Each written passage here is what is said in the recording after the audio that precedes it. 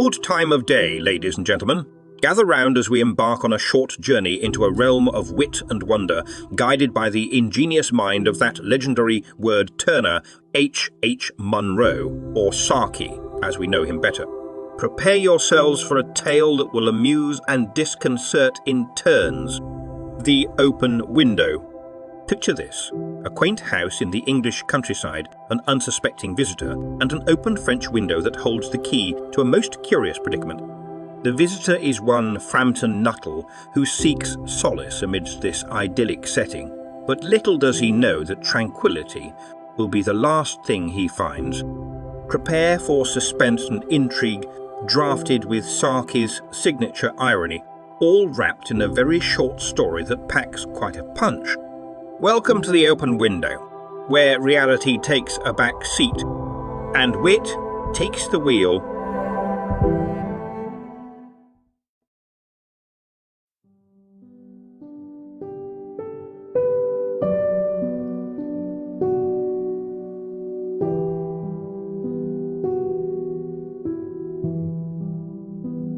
The Open Window by Saki, H. Munro. My aunt will be down presently, Mr. Nuttel, said a very self-possessed young lady of 15. In the meantime, you must try and put up with me.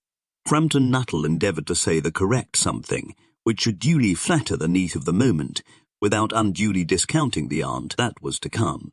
Privately, he doubted more than ever whether these formal visits on a succession of total strangers would do much towards helping the nerve cure which he was supposed to be undergoing. I know how it will be, his sister had said when he was preparing to migrate to this rural retreat. You will bury yourself down there and not speak to a living soul, and your nerves will be worse than ever from moping.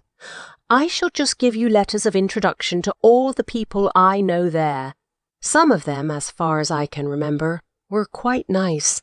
Framton wondered whether Mrs. Sappleton, the lady to whom he was presenting one of the letters of introduction, came into the nice division.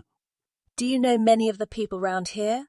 Asked the niece when she judged that they had had sufficient silent communion. Hardly a soul, said Framton. My sister was staying here at the rectory, some 4 years ago, and she gave me letters of introduction to some of the people here. He made the last statement in a tone of distinct regret. Then you know practically nothing about my aunt, pursued the self-possessed young lady. Only her name and address, admitted the caller. He was wondering whether Mrs. Sappleton was in the married or widowed state. An undefinable something about the room seemed to suggest masculine habitation. Her great tragedy happened just 3 years ago, said the child. That would be since your sister's time. A tragedy? Asked Framton. Somehow, in this restful country spot, tragedies seemed out of place. You may wonder why we keep that window wide open on an October afternoon, said the niece, indicating a large French window that opened onto a lawn. It is quite warm for the time of the year, said Framton. But has that window got anything to do with the tragedy? Out through that window, 3 years ago, to a day, her husband and her 2 young brothers went off for their day's shooting. They never came back. In crossing the moor to their favourite snipe shooting ground, they were all 3 engulfed in a treacherous piece of bog. It had been that dreadful wet summer, and places that were safe in other years gave way suddenly without warning. Their bodies were never recovered. That was the dreadful part of it. Here the child's voice lost its self-possessed note and became falteringly human. Poor aunt always thinks that they will come back some day. They and the little brown spaniel that was lost with them, and walk in at that window just as they used to do. That is why the window is kept open every evening, till it is quite dusk. Poor dear aunt, she has often told me how they went out, her husband with his white waterproof coat over his arm, and Ronnie, her youngest brother, singing Bertie, why do you bound, as he always did to tease her because she said it got on her nerves. Do you know, sometimes on still, quiet evenings like this, I almost get a creepy feeling that they will all walk in through that window. She broke off with a little shudder. It was a relief to Framton when the aunt bustled into the room, with a whirl of apologies for being late in making her appearance. I hope Vera has been amusing you, she said. She has been very interesting, said Framton. I hope you don't mind the open window, said Mrs. Sappleton briskly. My husband and brothers will be home directly from shooting, and they always come in this way. They've been out for snipe in the marshes today, so they'll make a fine mess over my poor carpets. So like you men folk, isn't it? She rattled on cheerfully about the shooting and the scarcity of birds, and the prospects for duck in the winter. To Framton, it was all purely horrible.